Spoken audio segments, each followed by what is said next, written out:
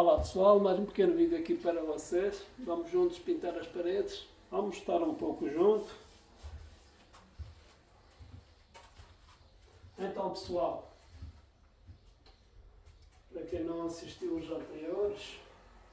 vídeos anteriores, eu estou numa pedicure e manicure em que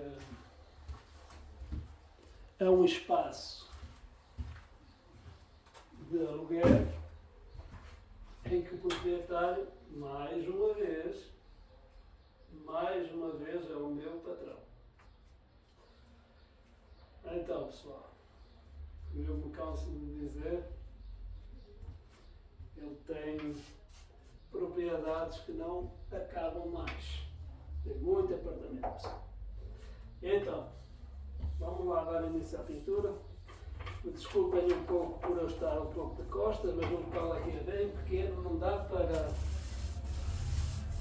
ser muito diferente.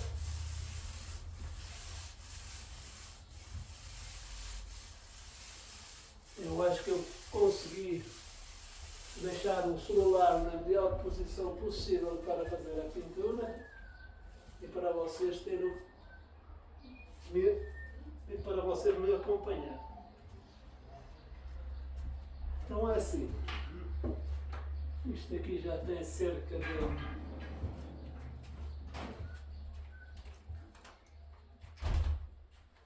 esse prédio aqui já tem cerca de 25 anos que foi restaurado, ou seja, a última vez que ele foi pintado foi há cerca de 25 anos atrás. Este espaço, por exemplo, nunca tinha sido repintado depois de ter feito o grafite. Quem não sabe, essas paredes são todas grafitadas. Um grafite, o próprio nome do grafite diz que é antigo, é imitar o velho, o antigo. Hoje em dia até nem se usa muito o termo velho. E é isso, pessoal. Estamos aqui para dar uma limpeza nessas paredes, uma clareada nessas paredes, porque quando a gente faz pintura,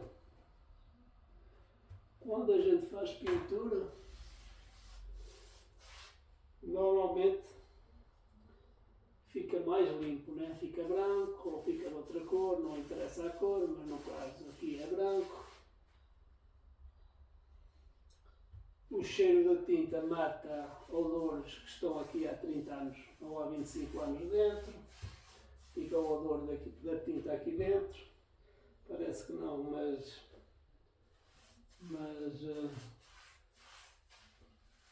acaba por grande parte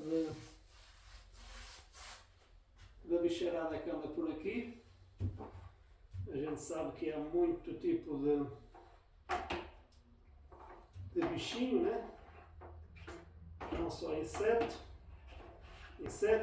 fungos, muita coisa que a gente guarda dentro de casa. Então a gente está aqui para dar uma renovadela a este espaço.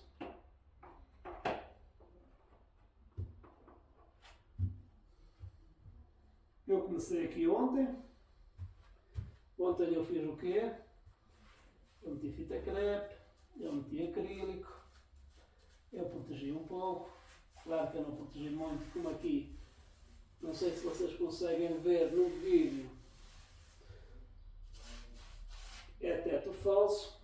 O teto falso não vai ser pintado, que é um teto decorativo, com isopor, também a imitar o mesmo acabamento das paredes, ou seja, esse acabamento é muito parecido, pessoal, com o reboco desempenado, que é a desempenadeira, e depois quando a gente passa ao filtro, ou seja, a esponja, a gente puxa o relevo da areia. Então aqui está meio assim, é meio o relevo da areia que dá o acabamento aqui.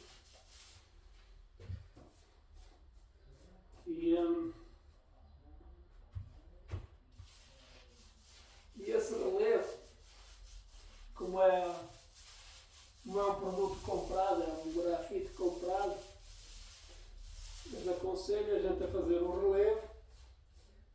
pincel, com várias passagens cruzadas entre elas.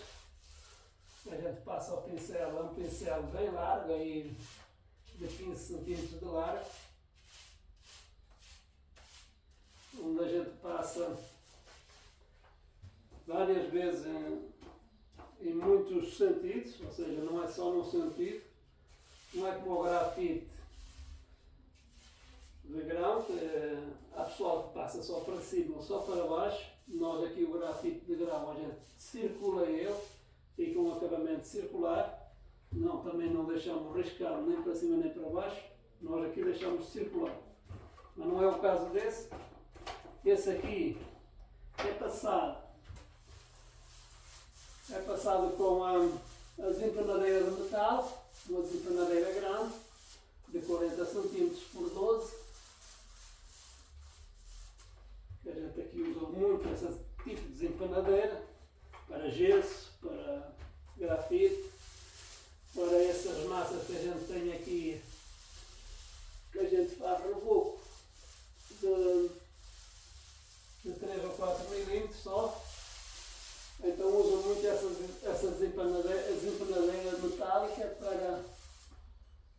para espalhar a massa. E é isso, pessoal. Aqui eu tenho previsão de acabar amanhã.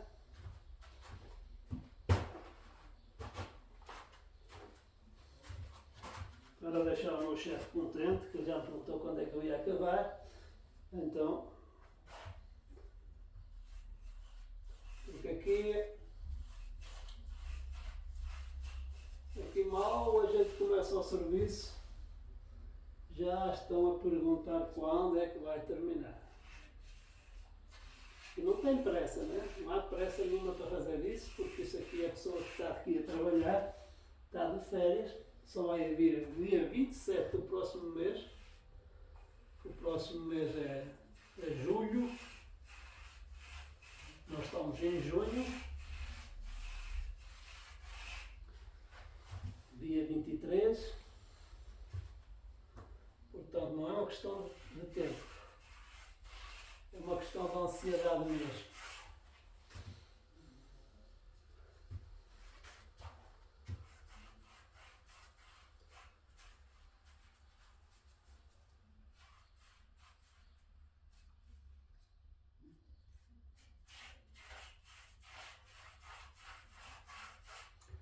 E é isso. Assim vamos nós.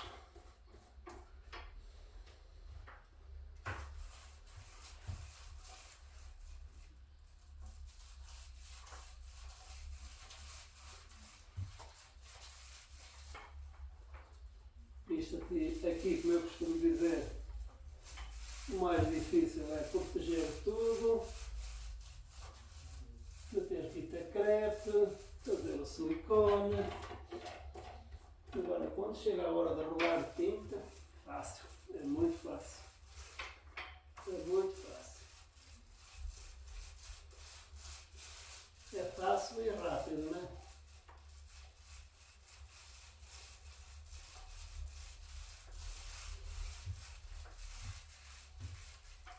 Imaginem, eu comecei ontem. O meu chefe já veio hoje aqui às 8h30 ver como é que estava. Pensava eu que eu já tinha dado uma mão de tinta, né? Na ideia dele, eu já tinha dado uma mão de tinta. E eu não dei tinta nenhuma, eu simplesmente fiz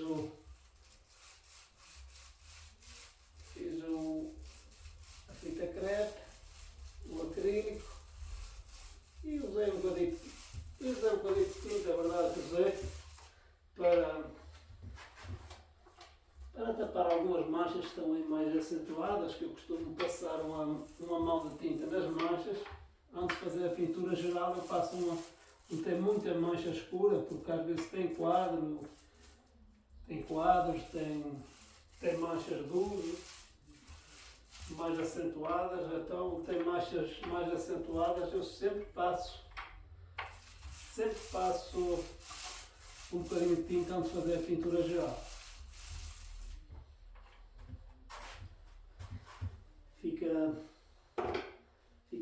fácil para, por vezes, evita dar a terceira de mão de pintura. Vocês já conhecem isso aqui, ó? Conhece? É a redezinha que eu uso para escorrer um pouco o rolo. Uma coisa que eu senti hoje, que eu estou a pintar com essa tinta aqui, que eu anteriormente estive a pintar com outra tinta, uma tinta siliconada. Quem não viu pode ir recorrer aos meus vídeos e ver, eu agradeço. Eu andei a pintar um muro no exterior com tinta siliconada. Também, mais uma vez, é uma casa do meu patrão. E foi lá que eu andei a pintar. E o que eu estava a dizer, eu senti que essa tinta aqui, que a gente chama aqui tinta de expressão, pessoal, é uma tinta barata, né? A tinta barata, a gente em Portugal até diz tinta branca de pintar muros. Aqui chama tinta de dispersão. Aqui é dispersão. Ela dispersa em todas as paredes que é preciso. É uma parede para clarear as paredes brancas. E o que é que isto que eu estava a falar, o que é que eu queria dizer? Eu senti que com o calor, com certeza os agregados dessa tinta, eles se diluem mais, estou a sentir a tinta mais fina, o calor. Não está tão espessa. Ela quase não é diluída. É um bidão o bidão dela é 12 litros. E eu meto nem, para vocês verem a diluição que eu faço nessa tinta, eu meto nem 1 litro de água. Ora bem, se fosse 10%, se eu não me engano, seria 1 litro de água. 1 litro não, 1 litro 250. Mas eu nem 1 litro meio, pessoal. Eu prefiro a tinta mais espessa do que muito fina. Muito fina depois rende mais a tinta, Mas também tens de dar mais mãos de tinta. Ou seja, não sai, tu não ganhas nada. Tu não ganhas, o cliente não ganha. Então eu prefiro usar a tinta, diluí-la o mínimo possível e usá-la assim.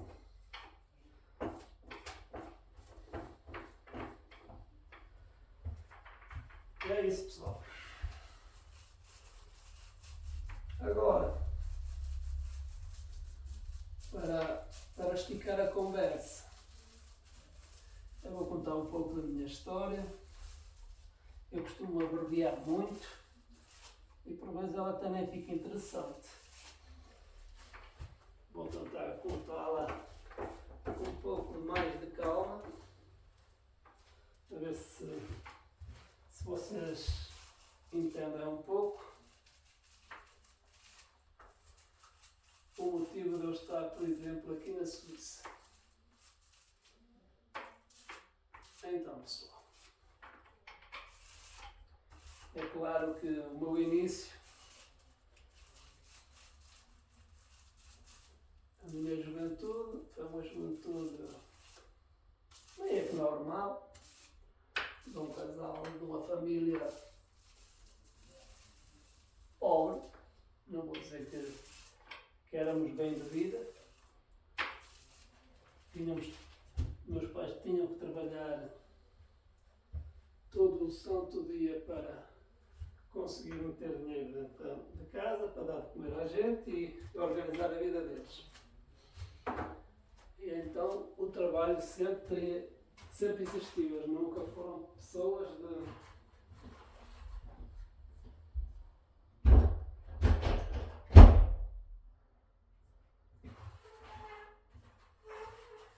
Eles nunca foram pessoas de estar parados. Sempre foram de luta, de trabalho. Se sacrifício, porque também seus pais, meus avós, os 4 falecidos já, também não tinham muita riqueza. Tinham alguma coisa, mas não era muita coisa. O pai da minha mãe era moleiro. Moleiro de moer farinha, pessoal.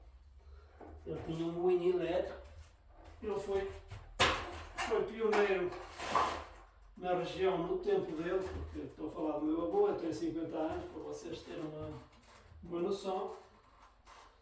O meu avô naquele tempo já foi um feito. Ele comprou o quê? Comprou um moinho. Comprou um moinho elétrico. Comprou um moinho elétrico quando muita gente na eletricidade tinha dentro de casa, pessoal. Para vocês verem a coragem já da pessoa. A pessoa já tinha instinto de investimento. Eu estou a falar isto porque mais à frente vocês vão entender um pouco.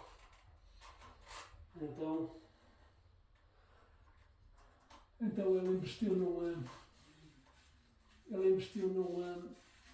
num moinho elétrico para fazer o quê? Para moer grão. O grão que ele moía, centeio. É sério isso? O grão que ele moía era centeio, aveia e milho. Com certeza mais milho que os outros cereais. Porque na nossa região a gente tem mais o hábito de cultivar o milho.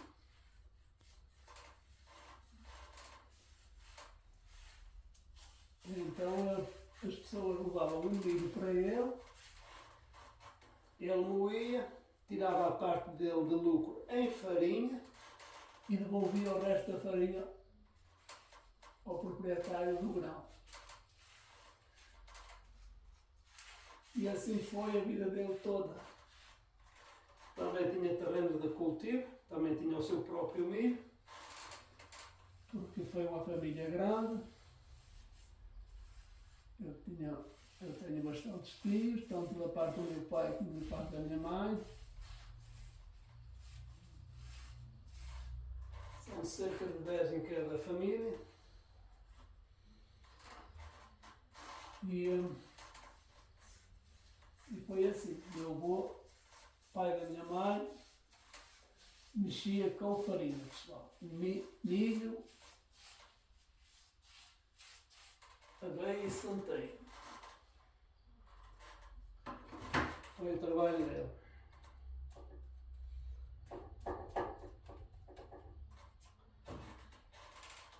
Já da parte do meu pai, meu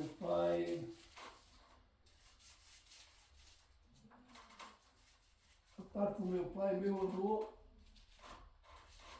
o pai do meu pai, é claro, ele mexia com a agricultura também, pessoal. Quase a maioria nos anos 40, 50, 60, 70, até os anos 80, na minha região não havia ninguém que não trabalhasse, como a gente diz, nas terras. A gente aplicava esse termo, terras de cultivo. Então, era a vida quase, no geral, de todo o mundo. Uns tinham os seus próprios terrenos, outros alugavam os terrenos, outros trabalhavam para quem tinha terrenos, mas tudo trabalhava na agricultura, pessoal. É claro que havia a parte dos homens que havia uma grande parte que eles tinham profissão e iam trabalhar na construção civil, nas fábricas. A nossa região de Aveiro, em Portugal, é muito rica em indústria, graças a Deus. sempre teve muita indústria, sempre foi um distrito com muita indústria, muito trabalho, para quem queria trabalhar. Então é claro que vocês sabem que nesses tempos que eu estou a falar, a agricultura dava para sobreviver, mas só isso, né? Aí o pessoal queria algo mais, queria comprar uma moto, queria comprar um carrito, queria comprar uma televisão, queria meter luz em casa. Então obrigavam-se a ir trabalhar para as empresas para ter renda para conseguir algo mais do que somente o alimento. Porque na agricultura, nesses tempos, a ideia era dos 40 até aos 80, como eu falei, era farinhas, milho e também tínhamos gado. Claro que a gente tinha gado. Toda a família que trabalhava na agricultura, que era proprietária de terrenos, ou proprietária de terrenos alugados, não importa, todos tinham gado em casa. Uns mais, outros menos, mas todos tinham gado. Isto para quê? É igual em todo lado, para de 15 em 15 dias receber um pouco de dinheiro do leite, né? Que a gente levava o leite ao posto, como a gente chamava naquele tempo, que é um sítio onde estava a cisterna do leite, e a gente levava lá ao posto o leite, e de 15 em 15 dias recebiam uma quantiazinha de dinheiro, porque quem trabalhasse ou nas terras ou na agricultura, naquele tempo não tinha dinheiro para nada, em espécie. Havia o quê? Havia tudo para comer que se cultivava, mas dinheiro em espécie era muito pouco. Era um vinho que tu vendias, depois a gente cultivava vinho também, todos cultivavam vinho, maior parte para consumo próprio, mas havia quem vendesse também, mas o vinho é muito baratinho, não dava lucro quase nenhum.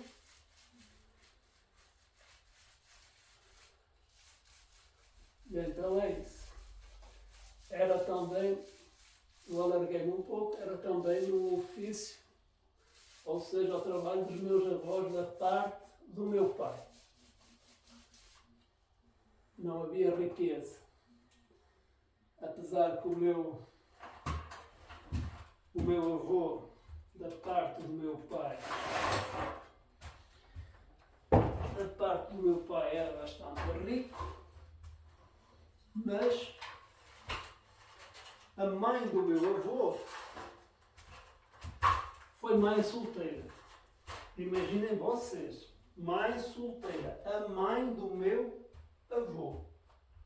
Imaginem bem, o meu pai tem 73 anos, são 74, se eu não estou enganado. Imaginem bem, meu avô já morreu, então a mãe do meu avô, isso aqui já vai quase há um século.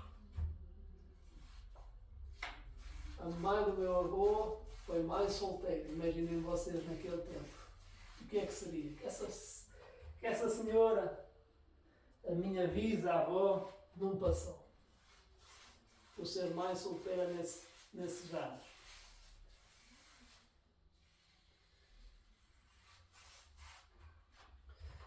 O que é que ela não passaria? Hoje em dia é muito comum, né? Mas imagina que naquele tempo não era tão comum, não. Era bastante complicado. Então, por isso que é que eu quero dizer? O pai do meu avô, o meu bisavô, né? O meu bisavô, claro que ele era senhor de posses.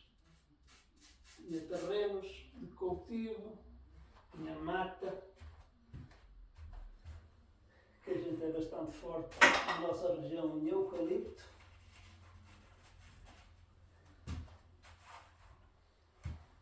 A gente é bastante forte em eucalipto, então ele tinha bastante área de terreno. Muita área. Então com isto o que é que acontece? Ele não reconheceu o filho, que neste caso é o meu avô. Ele não reconheceu o filho como filho. Então, resumindo e concluindo, ele não teve direito à riqueza que o pai dele tinha. O suposto pai, né? Porque não reconheceu. Então também foi um homem que teve de trabalhar todo o santo dia, até ao fim da sua vida. Os meus avós, da parte da minha mãe, não trabalharam até ao fim da sua vida, porque eles pararam bem antes. O meu avô tinha problema de respiração por causa da farinha.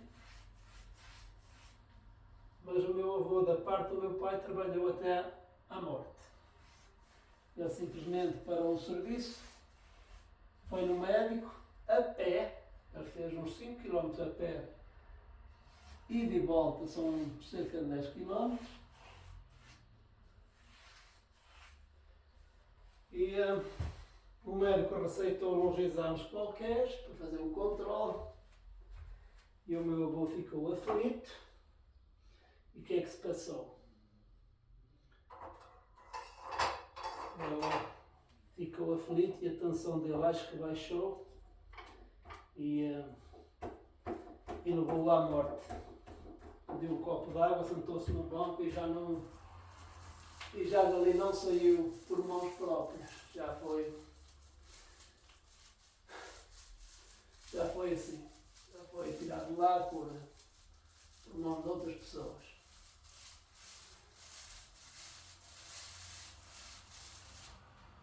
E foi assim a história dos meus avós. Homens e mulheres de trabalho. Então, resumindo, eu venho de família pobre, mas de família guerreira. Quando eu digo família guerreira, família que quer crescer, família que quer investir para andar para a frente. Não família que ficou estagnada no tempo à espera que venha a ajuda do governo, ou dos vizinhos, ou sei lá de onde. Foi gente de trabalho. E então, agora por sua vez, meus pais. Já falei dos meus avós, agora vou falar dos meus pais um pouco. Meu pai e minha mãe casaram muito novo. Mal eles fizeram maior de idade, pouco mais já casaram. Para sair de casa, pessoal, antigamente era assim, casávamos para sair de casa. Casávamos não, eu não sou desse tempo. O pessoal casava para sair de casa para ter um pouco de liberdade. Porque naquela altura, tudo que se ganhava era da família, era da casa. Ou seja, tu trabalhavas na agricultura e trabalhavas fora também para ter salário, né? Como eu já falei anteriormente, para ajudar em casa, muitas das vezes para ajudar os próprios irmãos. Então tudo que se ganhava era entregue na família. Neste caso, os meus avós é que recebiam dinheiro dos filhos que trabalhavam. Então foi assim até o meu pai se casar e ir para o serviço militar. Foi assim a vida dele. Trabalhámos na agricultura e trabalhar na agricultura e depois, se eu não estou enganado, ele não trabalhou, sempre trabalhou na agricultura até ir para o serviço militar. Depois, se eu não me engano, ele foi fazer o serviço militar, já casado. Como eu falei, este casado muito novo. Já casado, a minha mãe já estava grávida do meu irmão mais velho. Quando ele saiu para fazer o serviço militar. Atenção que ele fez o serviço militar, mas ele teve 36 meses em Angola. Meu pai, não sei qual é que foi o tempo que ele teve aqui, mas ele teve pouco tempo aqui. Ele fez a chamada de recruta, tirou a especialidade, que a especialidade do meu pai era condutor. Ele tirou a carta de pesados no exército e virou condutor. Então ele foi 3 anos para Angola, pessoal. Ele andou 3 anos lá em Angola. Estejam aí a pensar que ele é um assassino, que não é não. Eu acho que ele nunca matou foi ninguém. Ele era condutor, se matou foi por acidente. E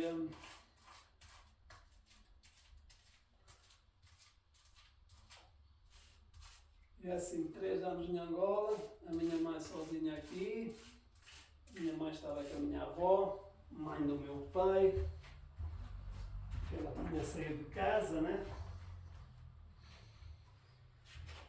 Então eles estavam, a minha mãe trabalhava praticamente para a minha avó. Porque eu acho que ela trabalhava para as duas, para a mãe e para a sogra. Mais ou menos por aí. E 3 anos se passaram, o meu irmão mais velho nasceu, meu pai estava em Angola quando ele nasceu. E foi assim. Depois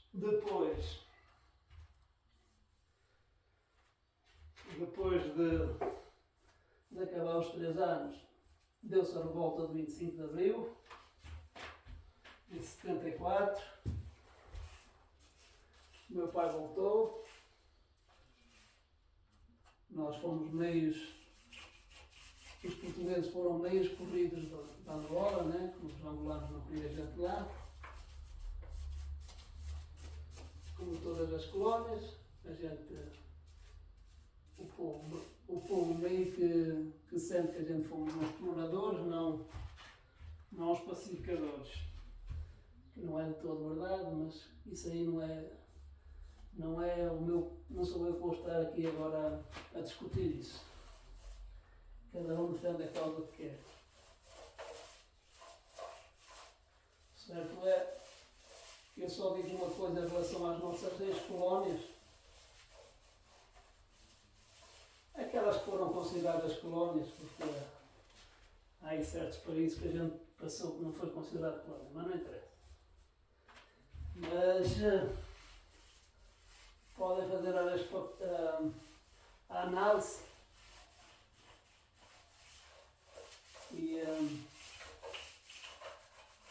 e ver como esses países estão hoje e como Portugal está. É claro que Portugal é o vilão da história, né? Portugal tinha que estar melhor que os outros todos, mas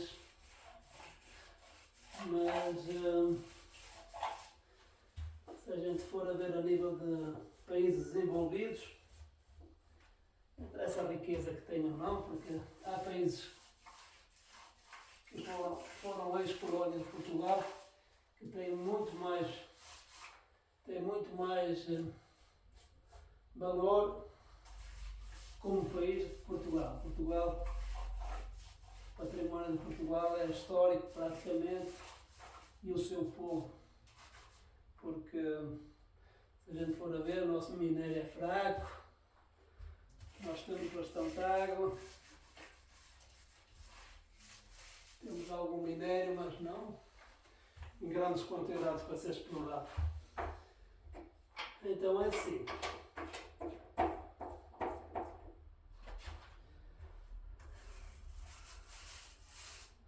Meu pai saiu de Angola, não estava a falar, né? Se a gente não perde o fio à meada. Meu pai saiu de Angola e chegou a Portugal. Chegou a Portugal, pessoal, ele vinha meio que louco da cabeça, né? 3 anos fora de Portugal, 3 anos metido no meio da selva, que ele teve na selva lá.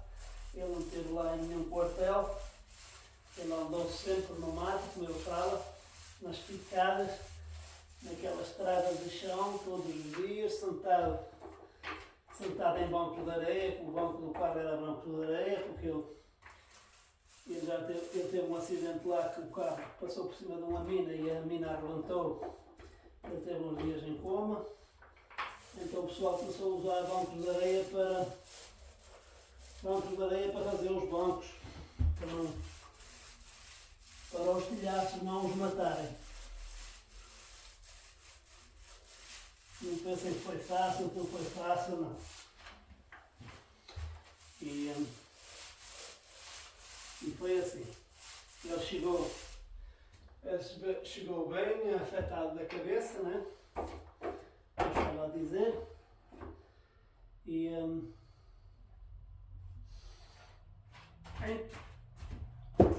eu voltasse a integrar aqui no sistema, no país, não foi, como vocês podem imaginar, não foi de todo fácil. Então ele chegou, o que é que aconteceu? Foi trabalhar para as pedreiras. Pedreira, extração de pedra. Ele fazia uma pedra chamada em granito, claro. Nossa região é de granito, tem muita pedra de granito. Ele fazia uma pedra chamada corpiaio. É uma pedra muito quadradinha para fazer as cartas. Então a vida dele na pedreira era partir pedra. A marreta, não é, pessoal? Fogo e marreta. Era o que se usava antigamente para quebrar a pedra. Era o fogo para fazer explodir, para sair os blocos da montanha, e depois a marreta para ajeitar a pedra ao jeito que a pessoa queria. Marreta, picões,